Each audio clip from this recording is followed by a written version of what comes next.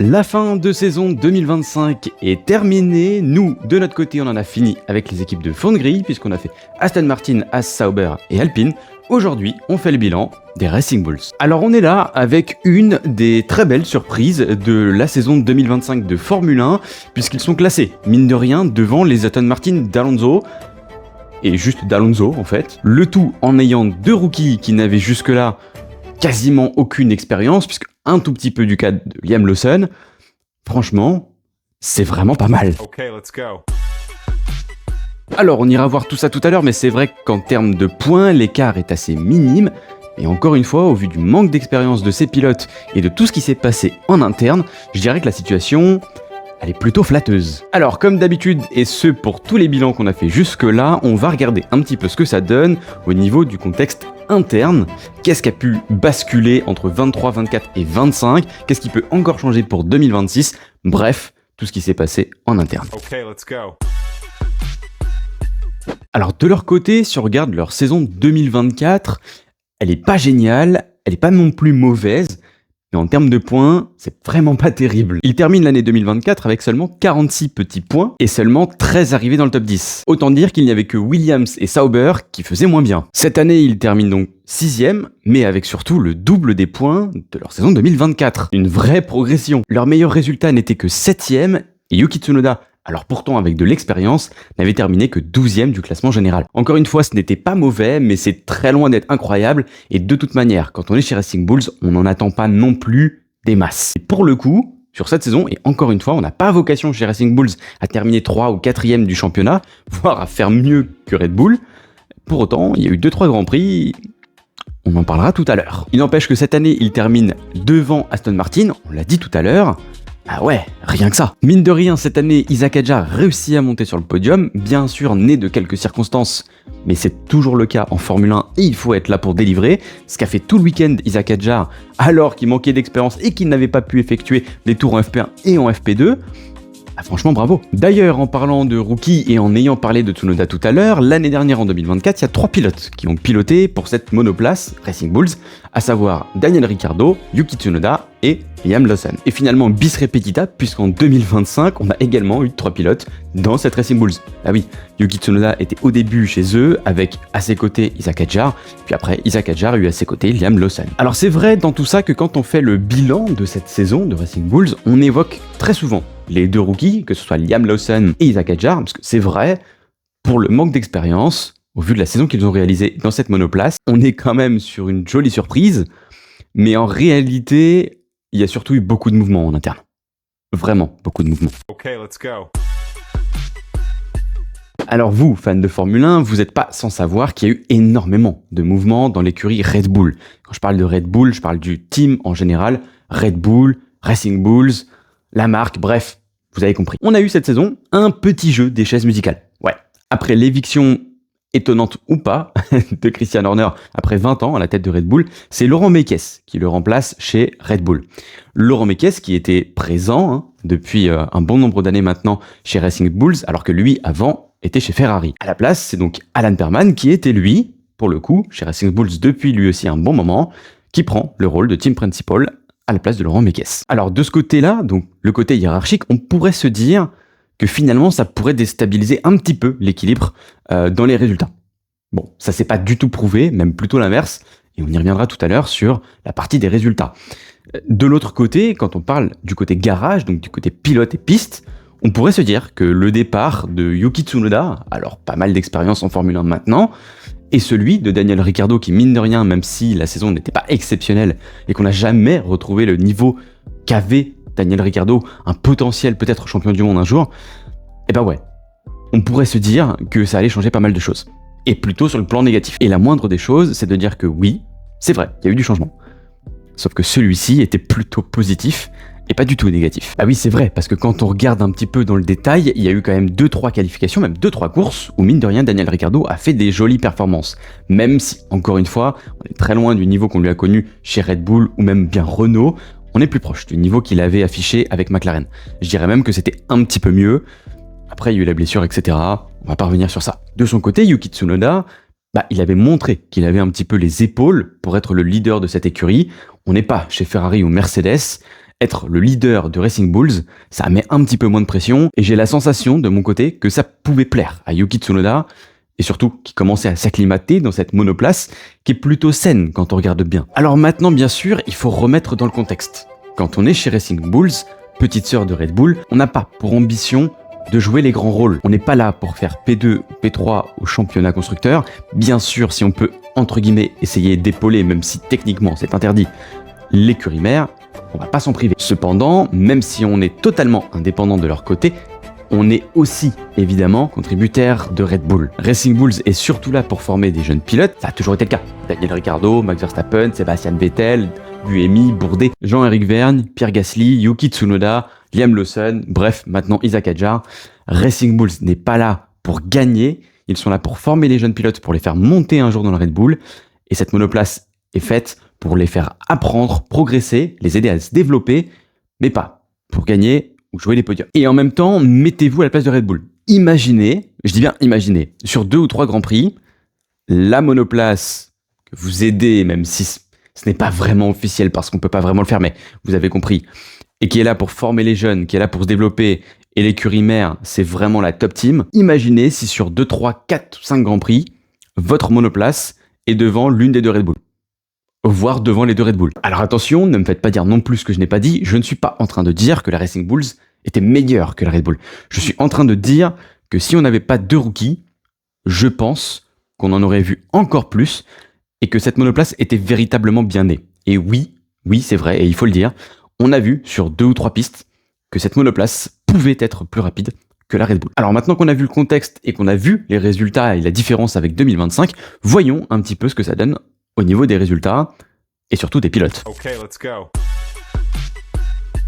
Alors oui, parce que quand on regarde les résultats, les statistiques et la perf pure, on se demande si finalement c'était vraiment 2 rookies qu'on avait dans cette monoplace. Alors si je parle uniquement pour le moment de la saison d'Isaac Hadjar, on est sur 15 points aux Pays-Bas, 10 points à Sao Paulo, 12 à Monaco, 8 points à Vegas, 11 en Autriche et à Bakou. Je suis désolé, mais dans cette monoplace, qui est la seconde Red Bull, ça c'est pas une saison de rookie. Ça c'est la saison de quelqu'un qui a déjà 2 voire 3 ans d'expérience. Je veux dire, est-ce que vous en avez vécu beaucoup? Des rookies qui comme ça, tout de suite, performent.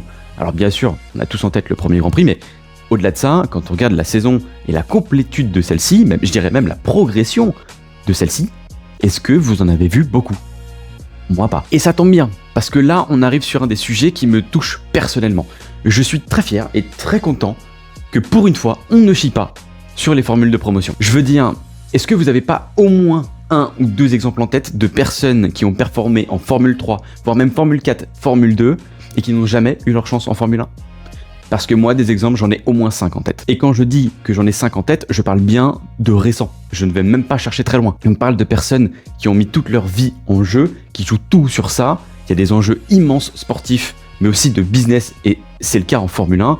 Alors ouais, quand t'as des pilotes qui sont en Formule 1 depuis 8 ou 9 ans et qui n'ont jamais rien montré et qui sont toujours là grâce à papa notamment, moi personnellement, ça m'agace. Et attention aussi parce que finalement, Liam Lawson, même s'il a montré des jolies choses en Formule 2, même en Formule 3, n'a jamais été un pilote exceptionnel et ultra talentueux. Pour autant, en Formule 1, même s'il y a un côté très brouillon, surtout au début, c'est pas si mal. Et du côté d'Isaac Hadjar, on avait vu en Formule 3 qu'il était rapide, on avait vu également en Formule 2 qu'avec la bonne monoplace, ça pouvait vraiment délivrer. Pour preuve, il joue le titre sur la dernière manche de championnat face à un certain Gabriel Bortoleto que vous connaissez aujourd'hui. Alors oui, je suis très heureux. Pour une fois, on a choisi le côté sportif, et pour une fois, on prouve que la Formule 2, la Formule 3, les formules de promotion ne sont pas là pour rien. Bon, et j'en terminerai là avec ce sujet, puisque de toute façon, on reviendra pour une vidéo en détail sur la saison des rookies 2025. Il y aura vraiment beaucoup de choses à dire. Alors, si on s'intéresse un petit peu de plus près à ce duel interne, on a un 14-8 pour Isaac Hadjar et un 16-6 en qualification. Alors, 14-8 en course, 16-6 en qualification, ça prouve bien qu'Isaac Hadjar a vraiment de la vitesse. Et ce, malgré ce manque d'expérience. De l'autre côté, Liam Lawson, même s'il avait fait une petite partie de la fin de saison 2024, oui, avec cette monoplace aussi, mais mine de rien, un petit peu évolué sur la saison 24-25, on peut dire que c'était 2 rookies, et que ce que fait Isaac Hadjar, c'est vraiment très propre. Et à contrario, si on regarde un petit peu de l'autre côté, si on ne se concentre pas uniquement sur la performance pure d'Isaac Hadjar, on voit que finalement c'est l'un des points à travailler pour Liam Lawson, et il le sait. Le rythme de course est là, quand on compare les temps autour, il est vraiment très proche d'Isaac Hadjar, voire parfois il arrive à compenser ce qu'il perd en qualification, mais s'il y a un axe à travailler, c'est bien celui-ci, la qualification a clairement pêché de son côté. Et pour preuve, et ça appuie davantage ce que j'étais en train d'énoncer, il n'y a que 13 points d'écart entre les deux au classement. Alors là encore, on ne joue pas à la régulière des P4 et des P5, mais on l'a dit tout à l'heure, il y a eu 2 top 5 pour Isaac Hadjar, dont un podium. Et ça fait vraiment beaucoup de points. Et finalement, il n'y a que 13 points d'écart entre les deux. C'est pas immense. On a vu aussi Isaac Hadjar pêcher un petit peu plus sur la fin de saison, là où pour Liam Lawson, on a plus vu une pente ascendante, et il y aura des raisons, j'y reviendrai tout à l'heure. 13 points d'écart, quand on voit la petite difficulté qu'il avait en qualification, ben ouais, ça témoigne qu'en rythme de course, c'est plutôt pas mal. Alors là encore, ça me tenait vraiment à cœur d'aller sur ce sujet-là, parce que Liam Lawson s'en est pris pas mal dans la figure, et je le sais, parce qu'on a fait pas mal de lives cette saison, et je sais ce que vous en pensez en règle générale. Mais pour autant, laissez-moi prendre sa défense, et vous verrez, peut-être que j'arriverai à en faire changer d'avis 2 ou 3. Et ce sera déjà ça. Si on se concentre uniquement sur sa saison, regardez un petit peu le contexte. Il arrive, après la fin de saison 2024, il a fait quelques grands prix qui n'étaient pas exceptionnels, mais qui étaient très loin d'être mauvais parce qu'il était dans le rythme de Yuki Tsunoda, alors qu'il avait aucune expérience pour le coup. Bah déjà ça, c'est quand même pas mal. Maintenant, si on prend 2025, il arrive pour épauler Max Verstappen chez Red Bull. Alors, on avait bien vu que Red Bull avait perdu un peu la vitesse en fin 24, donc ça n'était plus une monoplace exceptionnelle. Attention, je ne suis pas en train de dire que rouler dans une Red Bull, c'est rouler dans une Sauber. Je suis pas en train de le dire non plus. Par contre, pour un Liam Lawson qui a quasiment aucune expérience, monter dans une Red Bull qui est extrême, qui est complexe, qui est dure à régler et dure à comprendre, je crois que c'est pas un cadeau. Surtout quand à côté, finalement c'était Yuki Tsunoda qui devait monter, lui qui avait plus de 4 saisons dans les pattes, c'était finalement la logique. Au final, il aura une chance sur 2 grands prix. Alors oui, c'était pas fameux, que ce soit sur le sprint en Chine, la grande course, ou même en Australie. Mais en même temps, t'es 1 face à Max Verstappen, 2, tu n'as aucune expérience, 3, dans une Red Bull hyper compliquée, hyper pointue, et finalement, la seule piste sur laquelle il avait déjà roulé, c'était le Japon, soit le 3e week-end. Et que se passe-t-il au Japon ? Ça n'est pas un hasard, vous connaissez la nationalité de Yuki Tsunoda, on fait un swap. Alors, si c'était pour faire ça, dans quel intérêt on a mis Liam Lawson pour 2 courses? Dans quel intérêt et pourquoi on a fait ça chez Red Bull? Je ne comprends pas. Donc là, pour le coup, je suis en train de prendre sa défense parce que du côté de Liam Lawson, faut se remettre de ça. C'est une véritable déception. Bien sûr que t'es à côté de l'un des meilleurs, si ce n'est le meilleur de la grille de cette saison et des années précédentes aussi. Max Verstappen, c'est dur de se comparer à Max Verstappen alors que tu n'as que 7 grands prix dans les pattes. Sauf que l'année est loin d'être terminée, tu n'as fait que 2 grands prix, t'as déjà pris un coup sur la tête et à côté, t'as surtout un Isaac Hadjar mort de faim qui est en train de délivrer. Là, t'as intérêt de très très vite te remettre de tes émotions et d'aller performer très rapidement parce que sinon, encore, on va faire un swap. Et on aura définitivement gâché le talent ou la potentielle carrière de Liam Lawson. Et si on parle de morale, de mental et d'impact psychologique, je suis obligé d'appuyer ce propos avec quelqu'un que vous avez tous regardé cette saison et donc personne ou presque n'a compris le downfall. Ouais, bien sûr que je veux parler d'Oscar Piastri. Oscar Piastri, on a bien vu, après les consignes d'équipe, Monza et ce qui s'est passé à Bakou aussi, a été clairement blessé, même Singapour d'ailleurs. Donc vous avez vu à quel point c'est difficile de se remettre de ça. On est en Formule 1, le moindre 10e, parfois 100e, voire 1000e, peut jouer votre place littéralement. Alors bravo, vraiment bravo pour ça à Liam Lawson d'avoir réussi à se reprendre, même si tout n'était parfait et qu'il y avait encore beaucoup à faire, notamment parce que c'était encore trop brouillon. Maintenant, et après avoir parlé de ces 2 pilotes, de l'écurie et de la monoplace en elle-même, et d'avoir dit que c'était une très belle surprise, qu'on a vu de très belles choses, et que je suis très agréablement surpris, il faut aussi aller de l'autre côté, parce que c'est le but. Si je vais uniquement dans le côté positif et qu'on ne parle pas du négatif, ça n'a plus rien d'objectif. Si je suis honnête, et j'en ai un petit peu parlé tout à l'heure, je pense que si on n'a pas 2 rookies dans cette monoplace, qui ont déjà un petit peu d'expérience, au moins 1 voire 2 saisons dans les pattes ou plus, je crois qu'ils auraient vraiment pu délivrer.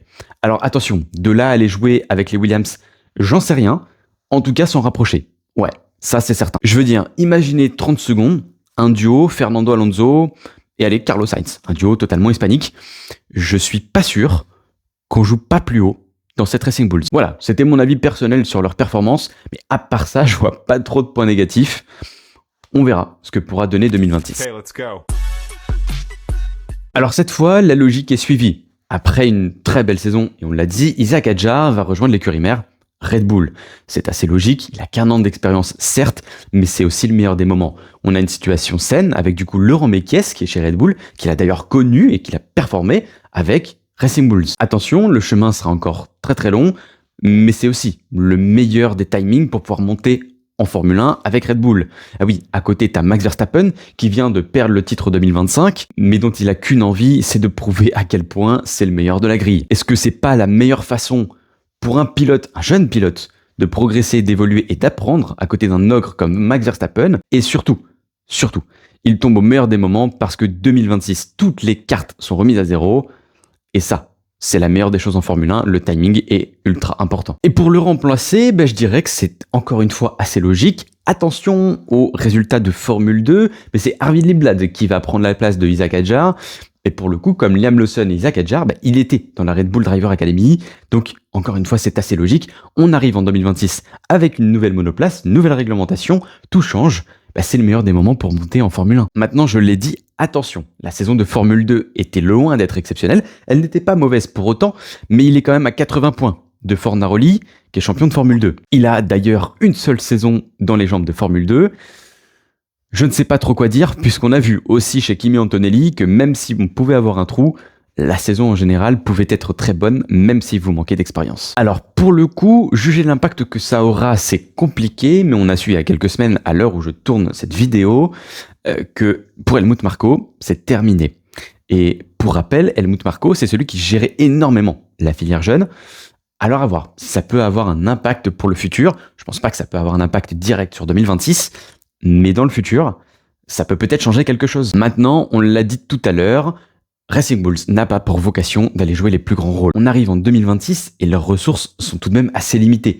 On n'est pas dans une écurie de pointe comme Ferrari, Red Bull, Mercedes ou McLaren. Alors les voir aussi haut et performer et délivrer comme ils l'ont fait là, j'y crois pas trop. Surtout que le duo Lawson et Lindblad aura selon moi ses limites. Alors si je dois être très honnête, je pense qu'ils vont jouer grosso modo avec Haas, et peut-être même Audi, si Audi arrive à être plutôt une bonne surprise. Je pense que de leur côté, on jouera la 8e, 9e place du championnat constructeur. Je vois Cadillac assez loin derrière. Je vois pas que du bon du côté d'Alpine. Je pense qu'on va jouer plutôt de ce côté-là pour Racing Bulls. Et en même temps, je serais hyper content pour eux s'ils arrivent encore de nouveau à nous montrer des belles choses et qu'ils arrivent à terminer 6e. Mais j'avoue que j'en doute très clairement. D'autant plus que comme Red Bull, et on en parlera bien plus dans l'épisode destiné à Red Bull, quand on fera leur bilan, le moteur Ford. Le moteur Ford est une réelle interrogation. Les premiers sons commencent à sortir depuis quelques jours, mais un son ne garantit pas une performance. Alors c'est vrai que finalement leur avenir est assez flou. On est avec un duo de pilotes qui, pour le coup, aura tout à prouver. On n'a plus Isaac Hadjar qui a mine de rien très très bien performé. Le moteur, la réglementation, les changements en interne, pas mal de bouleversements mine de rien. Ouais, on est sur un avenir qui est véritablement flou. Il faudrait être là en 2026, alors rendez-vous en Australie. Alors comme d'habitude pour tous les autres bilans, je vais jouer le jeu et donner une note sur 10. Je vous invite encore une fois à le faire en commentaire avant que je dévoile la mienne. Mais pour être très honnête, je juge leur saison vraiment brillante. Je vois mal comment ils auraient pu faire beaucoup mieux avec ce matériel-là, en étant des rookies, parce que oui, Liam Lawson, je le considère comme un rookie, avec ce manque d'expérience, les expériences qu'ils ont eues en F2, F3, le talent qu'ils ont, je vois mal comment ils auraient pu faire beaucoup plus. Très honnêtement. Alors pour moi, c'est vrai que c'est une des très belles surprises de cette saison, et sur 10, je leur donne une très belle note. Je pense 7 sur 10. Voilà, j'espère que ce petit bilan vous a plu. Dites-moi surtout en commentaire ce que vous en avez pensé de cette saison des Racing Bulls, ou bien juste de la saison de Liam Lawson, du cas d'Isaac Hadjar, ou de l'année prochaine. Dites-moi ce que vous en pensez, mettez-leur également une note sur 10, et puis nous on se retrouve très vite avec une écurie qui me plaît énormément, et ce depuis très longtemps, mais encore plus récemment, avec le bilan concernant Williams. Allez, ciao!